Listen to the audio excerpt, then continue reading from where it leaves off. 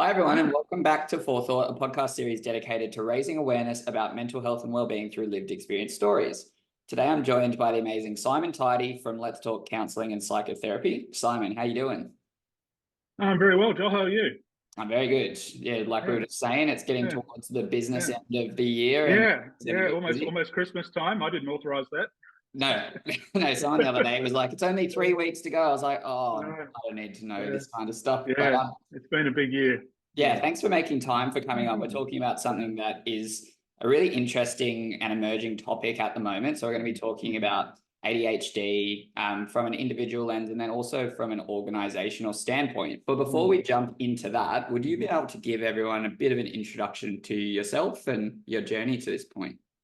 Oh, certainly, Joel. Look, I'm a counsellor, a registered counsellor, and I'm in the ACT. I've been in private practice probably about 5 years now. Before I became a counsellor, I spent about 30 odd years in communications and public affairs, working in government and non-government roles. And I found late in life a change in my direction was something that really spoke to me, and this is where I find myself now. I also have a particular interest in working with ADHD, both from my own experiences. I actually have a diagnosis of ADHD myself, and that part of that journey to find a diagnosis that made sense for me was also a big part of my journey as well. So I work also with a lot of couples, the couples therapy, which is an area where ADHD can present a lot of problems, particularly in relationships. So I work a lot with those sort of tools and skills and knowledge and understanding to be as effective as I can helping people on their journey. Amazing. And so I guess probably the first natural starting point here is to talk about what ADHD actually is. So Sure, it's a bit of an absolutely. overview of that. Yeah, yeah. Look, ADHD is it's an executive functioning disorder, neurodivergent disorder. So looking from that perspective, the ability to manage tasks and certainly to see the way through to managing life in that sense. I always say that ADHD sort of presents itself as a do or not do presentation. You can be very focused on a task and get very lost in the task. In fact, it's not a focus problem there; it's a distraction problem, as I say. It generally presents in one of three ways from a diagnosis. Predominantly the inattentive ADHD, which is those examples where you have difficulty organising tasks, time management, switching between tasks, not concentrating or having difficulty concentrating, those tendency to make little mistakes, getting easily bored, forgetting things, or just not appearing to not listen to people talking to you or getting distracted. That's the one where we talk about inattentive.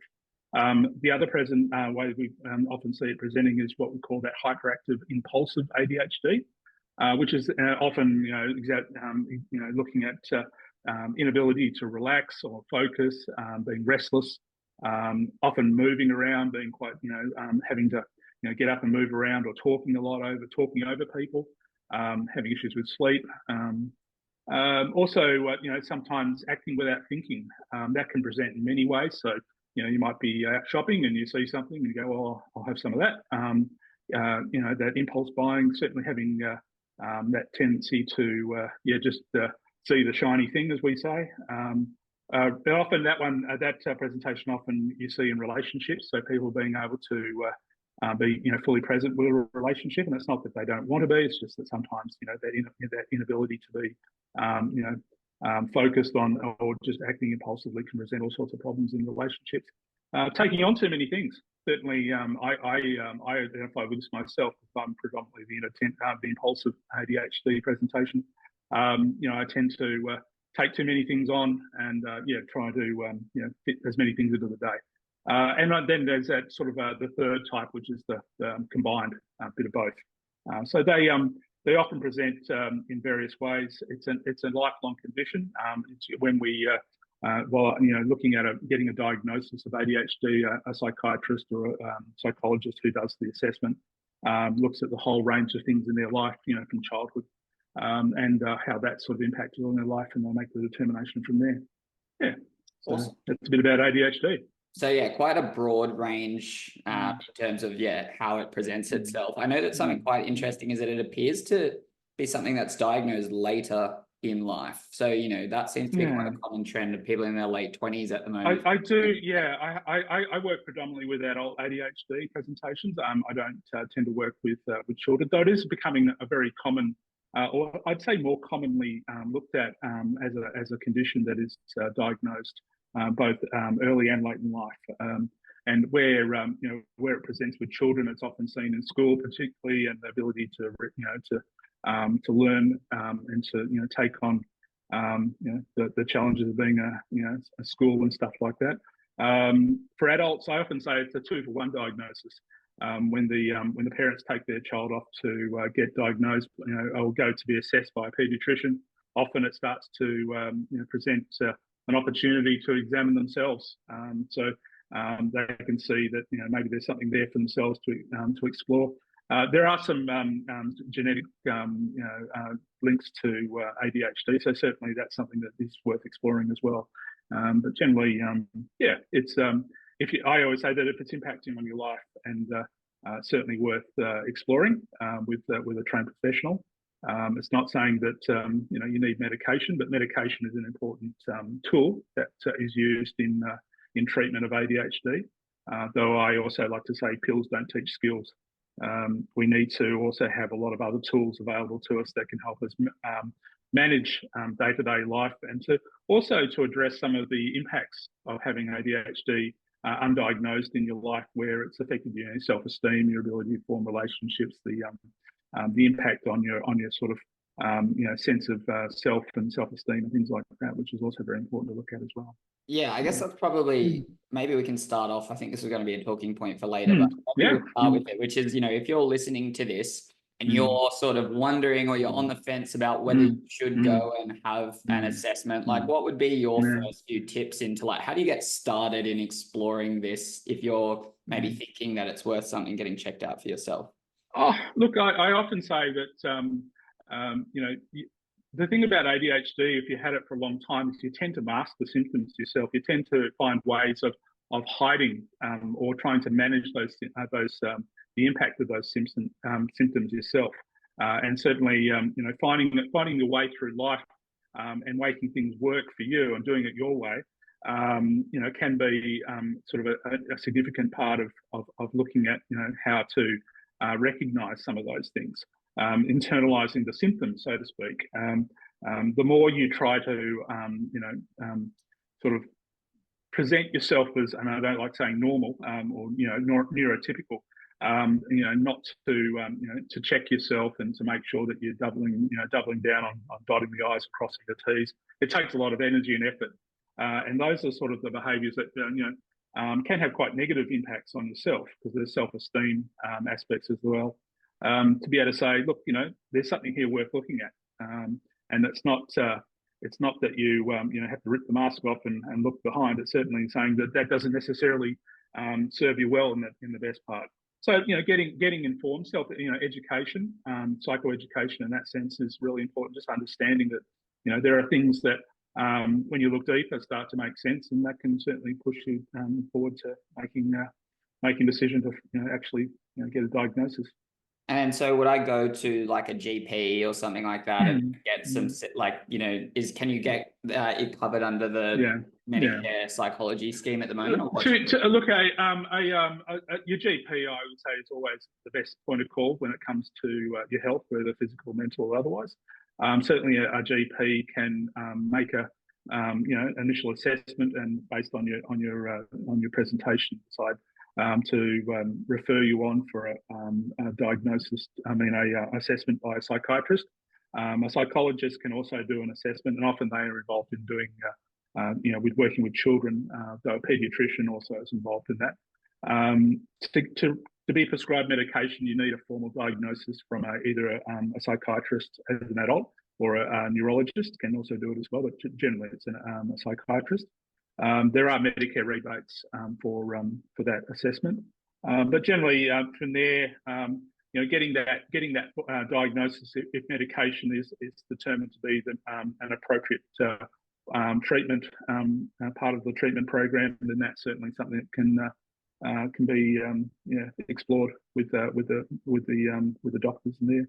Yeah, I think that's Mm, Masking's a mm, fascinating topic, something mm, I never really thought of mm, before. But yeah, like you mm, said, it does mm. sound quite exhausting if you're sort of already trying to manage Yeah, something, and then on top of that, yeah, trying to mm, perceive or have the whole world perceive you as something yeah, different. Like that's going to have mm, a massive impact on your work day to day, right? So yeah, we can sort of talk yeah, about that impact of yeah. see on your work. I often talk about, the idea of when we, if you've ever driven a manual car, synchronizing the gears when you're synchronizing the clutch and getting the gear, stick into the next, changing up or changing down. If you miss the timing, the gears grind, Yeah. and you go, oh no, I haven't got the stick in the right place. Um, Having ADHD and masking sort of I see as being a bit like that. The clutch is moving, the engine's moving, everything's doing what it's doing in life, and you're trying to engage with it in a way that you're not quite in sync. Yeah. So that can be very that can be a bit, very disheartening, certainly, and feeling very conscious of yourself, like you put that pressure on yourself, and that's where trying to in that sense, find a way to fit in or find a way to drive the car in that sense, like everyone else who's neurotypical. If you're out of sync, it can be quite confronting. That grinding noise, as I remember when I was starting to drive. So in that sense, finding ways that rather than trying to lift yourself up to that, to make it look like mimicking others, so to speak, or fitting in with that way of doing things.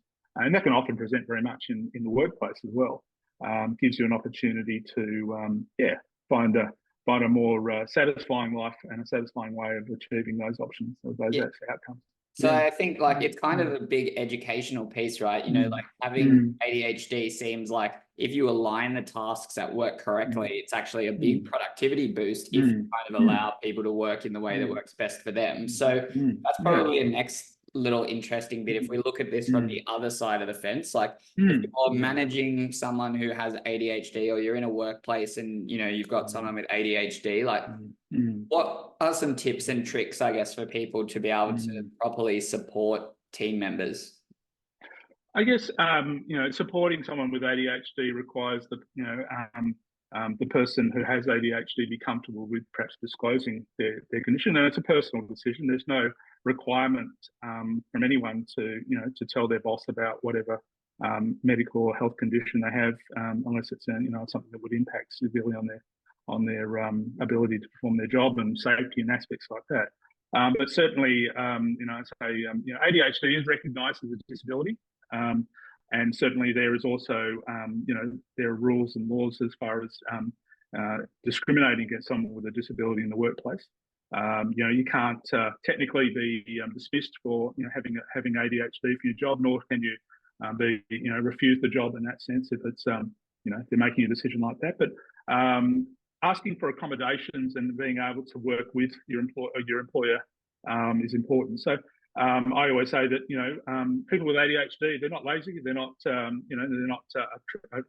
problem employee, and that can also be sometimes presenting in a workplace where someone might be performance managed because they're not finishing their task or they're not fitting in with the team, and but often being able to recognise, and this is where the choices that have to be made to disclose on that, to say, look, I need some accommodations to be made to allow me to do my job effectively.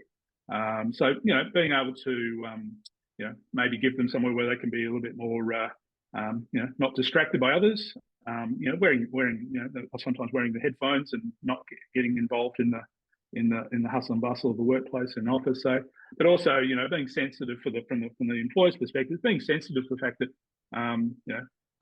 they will get the job done. They just need to be able to find that way to make it effective for them. So, checking in with them regularly, making sure that they've got the information, got the correct, information they need and the tools they need to complete the job. Giving them some, short-term goals. I often say that a key part of working when you've got ADHD is time management, of course.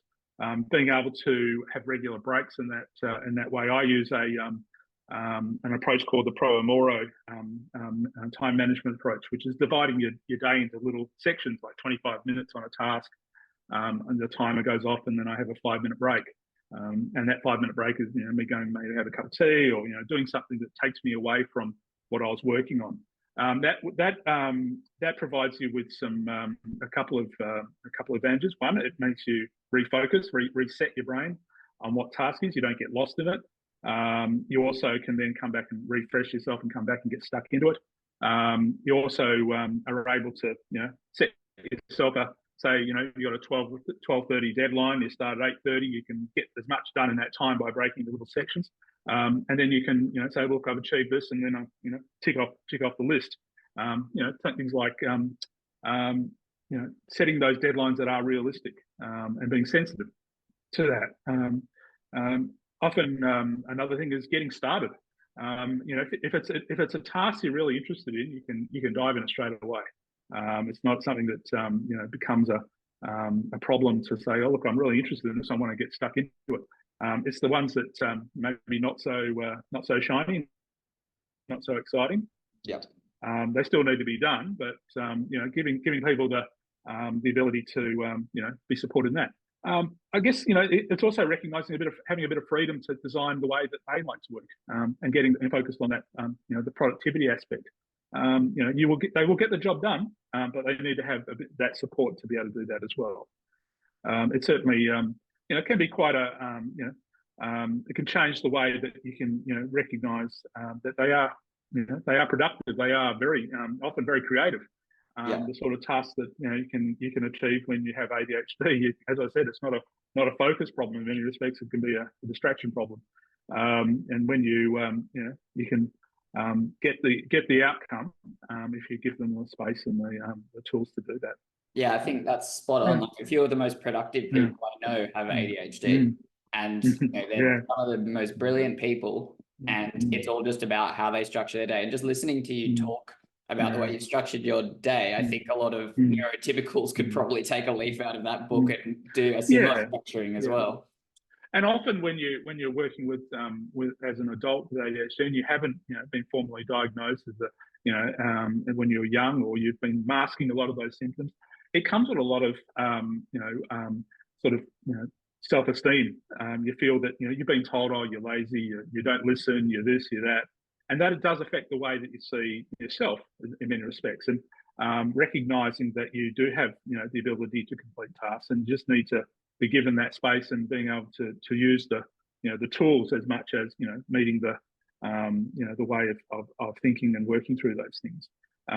It's not that there's something wrong with you in that sense, but you just need to approach it in a different way to sync the gears. Yeah.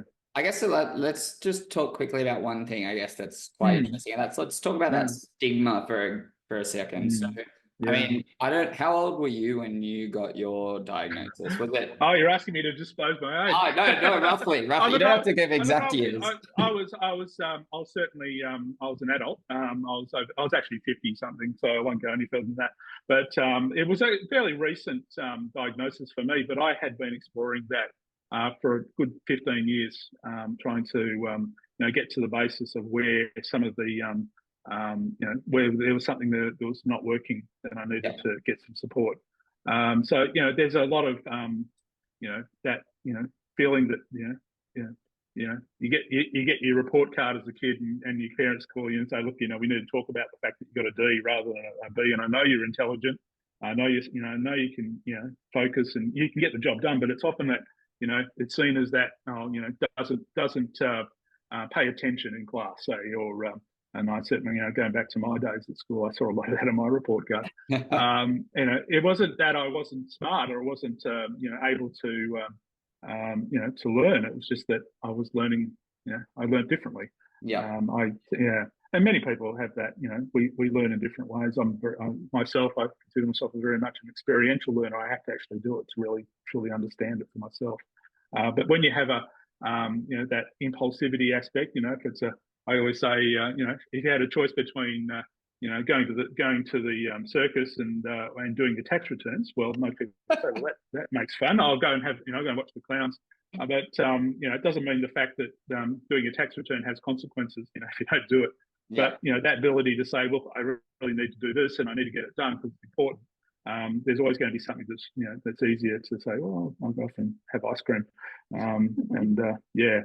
So and that combined with that doing those important things can be a bit tedious and boring. That doesn't mean that you can't do them or you shouldn't do them, or you don't. You just need to give yourself that time to and the tools to say, okay, let's focus on that and get it done. Everyone leaves. Everyone tends to say, oh, leave things the last minute, and that's another presentation I see a lot of people, particularly in the workplace. If you're always running late, it's not that you're not present in the sense you just get lost in things, and being able to hold yourself accountable and be held accountable to yourself. Like that time management approach, or having someone check in on you. You can do it. You just need to have a little bit of support. Yeah, so I guess that's probably, change, like stigma's obviously changing, it's getting smaller, there's more awareness about ADHD. Yeah. That's probably a really interesting thing would be, like if you're struggling, if you're either the manager or the employee, and, it is still hard to have those one-on-one conversations about things like this. How would you sort of encourage either individuals or managers to just like have that open conversation, take the first step? It's, it's going to be okay. It's sort of just how do you structure that first time? If you're thinking about having the conversation and you're listening to this, what would you kind of advise? How would you structure that? Yeah, look, it's a hard one to say, because I guess, you can't actually ask somebody, directly, do you have ADHD? I guess it comes down to the person who, if they have a diagnosis, that they can disclose it if they wish, and being able to feel that they're supported by their manager if they ask for accommodations, and you're under no obligation as an employer to provide making changes to the office, so to speak, if they're particularly expensive or anything. That you need to be able to give a reason, yes or no. You need to explain why you might or might not. Look, I mean, at the end of the day, if you've got a good manager and a good employee, they're able to see that there may be something there. You can always say, is everything okay at home? Is how can I support you? And coming from that place of compassion and understanding, I say in anything in life is really important. Someone who is a good employee will be able to say, oh, there's something, I need to share with you. But recognizing that doesn't make them, a burden, or they've got a lot of there's maybe a bit more attention to this or attention to that, and supporting them in that one. Yeah. I guess outside of, I really love the 20 breaking things up into 25 minutes, having a 5-minute break. I guess outside of that, are there any kind of top tips that you would give people for managing better? Or look, I have to say that once you get a diagnosis, often people, and if you get medication, and medication's important treatment, as I said, can be very useful in helping, or an important part of managing ADHD. But I certainly don't prescribe medication, so it's not something I put forward my view on. But therapy can often provide you with a lot more better understanding yourself, provide you with some opportunities to work with someone who can help with, cognitive behavioural therapy is probably the main therapy we would use, helping someone or treating something like ADHD, because it's looking at the triggers that come with, inattentiveness, but also some of those behaviours and how that impacts on yourself, and supporting people in that way. Being able to find, finding a way that works for you, but also supporting that. It's not a black and white situation. Yeah, it's interesting that you mentioned as well that you do a lot of couples therapy. Yeah. People where one person might have ADHD, because I guess that is quite a tough situation like this work, but then managing at home, like that's obviously a kettle of fish. Like how would you suggest, I guess, some proactive steps or some things that people can do to help manage relationships, I guess, outside of tricky? I guess one of the things I always say when I see a couple where one of them has is neurodivergent, I say ADHD, the happiness expectation ratio For the person who's the non-ADHD partner, they may have expectations that their partner can do things and to cleaning around the house, being attentive, operating life in that sense. Their size and their age sort of says, well, as an adult, I expect you to be able to achieve this because I can achieve that, and that's it's my presentation. I'm at this age and I can do that. Understanding that they may need some accommodations, that more time and checking in and allowing them to show up in that sense. When you lower your expectations, your happiness automatically goes up. But that's not saying that you have to give in or give up. And I often say that a lot. It's about don't give in, don't give up. Finding the way to work together to support people or support people in relationships to find that way through. There's no easy sort of answer to that, I guess, in that sense. But recognizing that and I often see that a lot. I tell him 10 times, and he still doesn't listen to me. Understanding that there can be lots of things at play, and finding that sort of compassionate approach to approaching their relationships. Understanding sort of becomes a major part of that. And recognizing that there's also a person in the diagnosis as well. The partner with ADHD has to also be actively participating in improving their relationship as well. Yeah, I think that's kind of like an interesting thing, regardless of work or relationships at home. Like it's always very easy to focus on the negative, but if you can instead focus and reframe it and be like, oh, well, there's so many positive things about this. Like, if you just understand how to work together. So I think that's a really important thing about coming into that couples therapy or just therapy individual, And I also would add to that, recognizing that for the non-ADHD partner, not falling into the parent trap, being that sort of, I need to make sure that you're doing everything. Do I need to check everything? Have you got your, have you tied your shoelaces? That sort of thing. That is not a good adult relationship, in that sense. So recognizing that, trying to do everything to make, to accommodate the ADHD partner is not going to get you in a healthy place as well. So finding that balance, as I say, that happiness expectation ratio. Giving the ADHD partner the space to step into the relationship and take control of their own their symptoms as well. Yeah, awesome. Okay, well, that all makes a lot of sense to me. And I guess the last bit, I just said, for anyone who's listening to this who might want to learn more about you or find more about you, where can people go to find out more about Simon? Oh, look, you can go to my website. So that's www.lets-talk.net.au. Or they can, best to just check me out. I'm in Canberra, but I can also talk. I can do teletherapy as well. So anything that I can do to assist, please reach out, and we can go from there.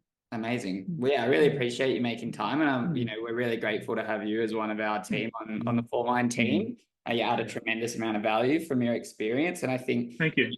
Anyone who's listening to this who is on the Forethought platform, if you do want to know anything more about ADHD or go down that path, make sure you jump in and book in for a chat with Simon. And if you're not with Forethought, go check out the website, reach out to Simon if you're sort of on the fence. And as we always say, just, have that initial conversation. Don't be afraid to take that first step. That's kind of what we're all about. So Simon, thank you very much. And you're welcome. Good luck with the lead up to Christmas. And I hope, you have a lovely break.